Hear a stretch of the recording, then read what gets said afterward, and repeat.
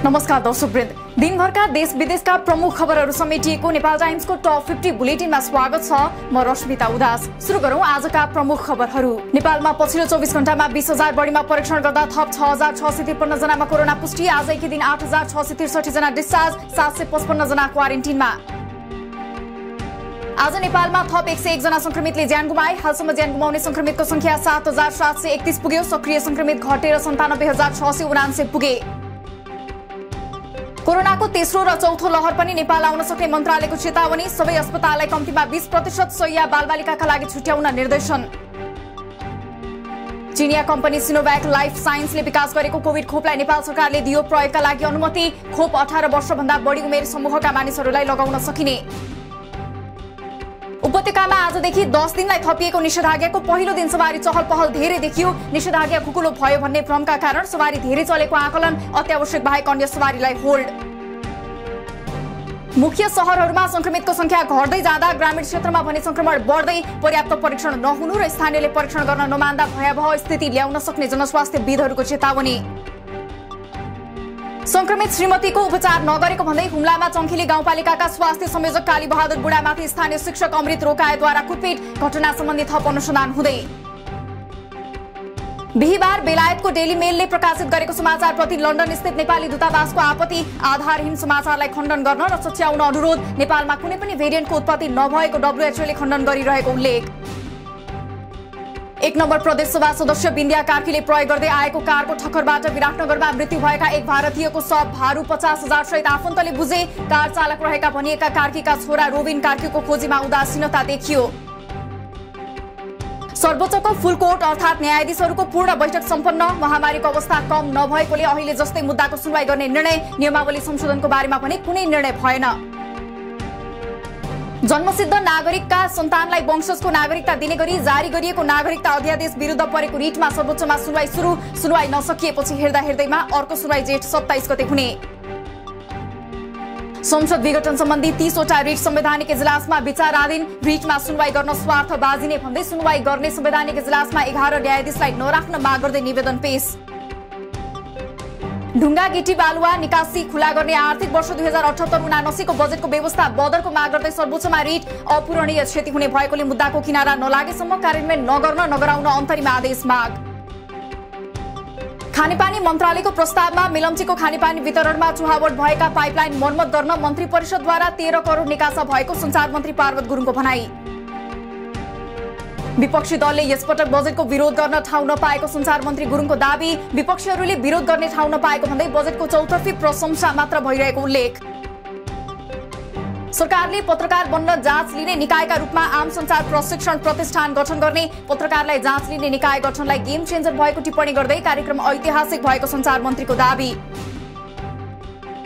लामो समयको पर्खाइपछि जसपाको महन्त ठाकुर पक्ष सरकारमा सहभागी। 8 मन्त्री तथा 2 राज्य मन्त्रीद्वारा आजै शपथ ग्रहण। राजेन्द्र महतोले पाए उपप्रधान तथा शहरी विकास मन्त्रालय। आफ्नो समूहलाई कसरी अघि बढाउने भन्ने विषयमा एमाले नेता नेपाल पक्ष केन्द्रीय सदस्यहरूको आज दोस्रो दिन पनि छलफल। पार्टी एकताको नाममा धेरै समय अल्मलिन नहुने सदस्यहरूको धारणा। एमाले नेता नेपाल पक्ष केन्द्रीय सदस्यहरूको बैठकमा ओली पक्षसँग वार्ता गरेका नेताहरूले आफ्नो धारणा राखे। एकताको प्रयास मार्फत पार्टी कब्जा गर्ने नीतिलाई आत्मसमर्पण भन्न नमिल्ने योगेश भट्टराईको दाबी। पार्टीको एकताका लागि गरिएको इमानदार प्रयासलाई गैर क्रान्तिकारी भन्न नमिल्ने र कमजोरीका रूपमा बुझ्न नहुने एमाले नेता गोकर्ण विष्टको तर्क। पार्टीको गौरव र आन्दोलनको बचाउका लागि परिणाम आउने गरी संवाद गरिएको दाबी। आज छुवाछुत विरुद्धको राष्ट्रिय दिवस। मानवहित विरुद्धका गतिविधिलाई सरकारले नसहने प्रधानमन्त्री केपी शर्मा ओलीको भनाई। जघन्य घटनाका अपराधीहरूलाई सरकारले कानूनी दायरामा ल्याउने प्रतिबद्धता। सामन्ती राज्य व्यवस्था विरुद्धको बलिदानीपूर्ण संघर्षबाट प्राप्त उपलब्धि अहिले गुम्दै जाने खतरा पैदा भएको माओवादी केन्द्रका अध्यक्ष प्रचण्डको तर्क।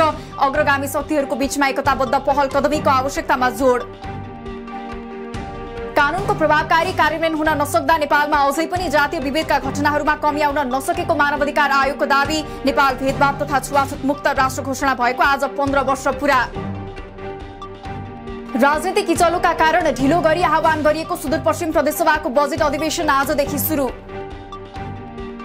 एमाले अध्यक्ष ओलीले सोधे सुदूरपश्चिम संसदीय दलका नेता प्रकाश बहादुर शाहलाई 48 घण्टे स्पष्टीकरण। पार्टी स्थायी कमिटिको निर्णय विपरीत प्रदेश सरकारलाई दिएको समर्थन कायमै राखेको बारे जवाफ माग। एकअर्कालाई कारबाही गरी अलग धारमा रहेका जसपाका अध्यक्ष द्वय ठाकुर र यादवको विवादको प्रत्यक्ष प्रभाव प्रदेश 2 सरकारमा पर्ने, यादव निकट मुख्यमन्त्री राउतको सरकारलाई ठाकुर निकट सांसदहरूले समर्थन फिर्ता लिने सम्भावना उच्च। आफूलाई प्रक्रिया नपुर्याई सांसदबाट हटाएको विरोधमा राष्ट्रिय जनमोर्चाका नेता कृष्ण थापा सर्वोच्च पुगे, पार्टीले असंवैधानिक तरिकाले कारबाही गरेको भन्दै रिट दर्ता, रिटमाथि आइतबार पेशी। प्रदेश सरकारको सिफारिसमा कर्णाली प्रदेशसभाको बजेट अधिवेशन जेठ 24 गतेका लागि बोलाइयो। अधिवेशन जेठ 24 गते दिउँसो 2 बजेदेखि सुरु हुने विज्ञप्तिमा उल्लेख। ओली पक्षका सांसद र प्रतिपक्षी दलले मागे सुदूरपश्चिमका मुख्यमन्त्री त्रिलोचन भट्टको राजीनामा, विधि र प्रक्रिया अनुसार मुख्यमन्त्रीलाई विश्वासको मत लिन कांग्रेस नेता रणबहादुर रावलको अनुरोध। चुरे दोहन गर्ने सरकारको नीति राष्ट्रघाती भएको र निर्णय कार्यान्वयनमा आए तराई मधेस मरुभूमिमा परिणत हुने पूर्व राष्ट्रपति रामवरण यादवको दावी, चुरे दोहन गरी कौडीको भावमा बेच्ने निर्णय उल्टाउनु पर्ने धारणा। ढुङ्गा गिटी बालुवा निकासी गर्ने निर्णय राष्ट्रघाती भएको पूर्व प्रधानमन्त्री डाक्टर बाबुराम भट्टराईको भनाई, सीमित व्यापारीले राज्य सत्ताको आरडी र अकुत कमाउने र नेताहरूले लाभ लिने दुष्चक्र हानिकारक भएको उल्लेख।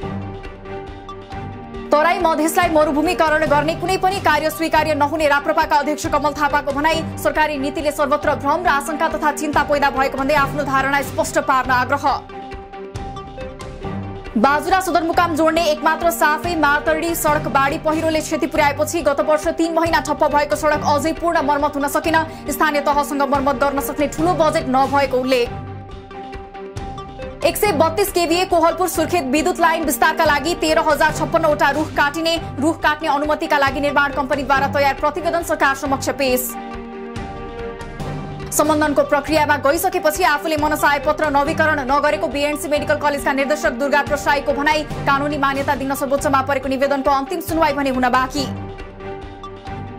चितवनको माडीमा भूमाफियाको योजनामा जग्गाको खण्डीकरणका लागि स्वीकृति दिने चलखेल भएको भन्दै विरोध, प्लटिङ कारोबारीको योजना अनुसार 131 किता काठको स्वीकृति दिने चलखेलमा मेयर नै लागेको भन्दै दलहरूद्वारा सचेत।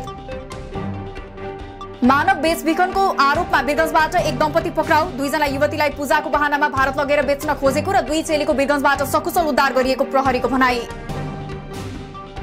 सरकारी स्वामित्वमा सञ्चालित खाद्य व्यवस्था लिमिटेड र साल ट्रेडिङका सामग्री किन्दा आजदेखि 20% छुट, निषेधाज्ञा भरि कम्पनीले बिक्री गर्दै आएको चामल, चिनी, नुन, तेल, ग्यास सिलिन्डर खरिदमा छुटको व्यवस्था। देशका विभिन्न ठाउँमा गरिएको 15 दिनको अनुगमनको क्रममा 7,37,000 रुपैयाँ जरिवाना असुल, विशेष गरी खाद्य र औषधि पसलमा गरिएको अनुगमनबाट 36 जना व्यवसायी कारबाहीमा। सरकारले बजेटमा ल्याएको प्लास्टिक प्रतिवेदन नीतिप्रति आलोचना, पछिल्ला वर्षहरूमा पनि राजनीतिकीकरणका कारण योजना फेल भएको गुनासो, विगतको भन्दा कडाई गरिने वातावरण संरक्षण विभागको भनाई।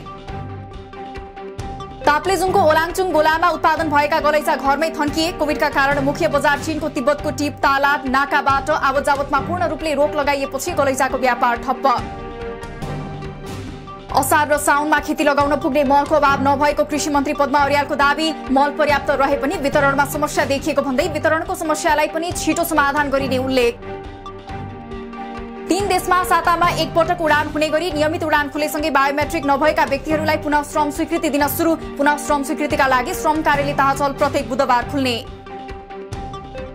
कतार, टर्की र चीनसँगका नियमित उडान खुला भएसँगै कतार वा टर्कीलाई ट्रान्जिट बनाएर साउदीबाट नेपालीहरू नेपाल आउन सक्ने, टिकटको लागि सम्बन्धित एयरलाइन्स वा ट्राभल एजेन्सीमा सम्पर्क गर्न आग्रह। यसपालिको मनसुन अनुमान गरे भन्दा 3 दिन ढिला गरी दक्षिणी भारतको केरल आइपुग्यो। अब मनसुन त्यहाँबाट बंगालको खाडी हुँदै नेपाल आउने, मनसुनलाई नेपाल आइपुग्न सरदर 10 दिन लाग्न सक्ने। सुनको भाव आज एकै दिन तोलामा 1500 र चाँदी तोलामा 35 रुपैयाँले घट्यो। आज सुनको भाव तोलाको 93,400 कायम हुँदा चाँदीको भाव तोलाको 1340 रुपैयाँ तोकियो। फिफा विश्वकप तथा एएफसी एशियन कपको संयुक्त छनौट अन्तर्गत दोस्रो चरण खेलमा नेपालद्वारा चाइनिज ताइपे 2-0 गोल अन्तरले पराजित, कुवेतलाई 3-0 ले हराउँदै अस्ट्रेलिया लगातार 5औं खेलमा विजयी। अमेरिकाले कोभ्याक्स कार्यक्रम मार्फत 3 company Johnson and Johnson, Pfizer र मोडर्ना कम्पनीका खोप नेपालसहित विभिन्न मुलुकलाई बाँड्ने, पहिलो चरणमा नेपाल लगायत विभिन्न मुलुकलाई 2 करोड 4 लाख डोज खोप दिने बाइडेनको घोषणा। अफ्रिकामा कोरोनाको तेस्रो लहर फैलन सक्ने डब्ल्युएचओको चेतावनी, कोरोना चीनको प्रयोगशालाबाट आएको भन्ने आफ्नो भनाई सही रहेको अमेरिकी पूर्व राष्ट्रपति ट्रम्पको दावी, चीनलाई जरिवाना गर्नुपर्ने ट्रम्पको भनाई। र देशव्यापी लकडाउन भइरहेकै बेला भारतका रेल मार्गमा गएको वर्ष मात्र 8,700 बढीले ज्यान गुमाए, ज्यान गुमाउनेमा धेरै जसो आप्रवासी कामदार। दिनभरका देश विदेशका प्रमुख खबरहरू समेटिएको नेपाल टाइम्सको टप 50 बुलेटिन अहिलेलाई सकियो। हामी भोलि टप 15 समाचारका साथ उपस्थित हुने नै छौं। नेपाल टाइम्सको युट्युब च्यानल सब्स्क्राइब गरिदिनु भएकोमा र फेसबुक पेज लाइक गरिदिनु भएकोमा धन्यवाद। ताजा खबरहरू नेपाल टाइम्सको अनलाइन पोर्टल www.nepaltimes.net मा पनि गएर हेर्न सक्नुहुनेछ। नेपाल टाइम्स हेर्दै गर्नुहोला। नमस्कार।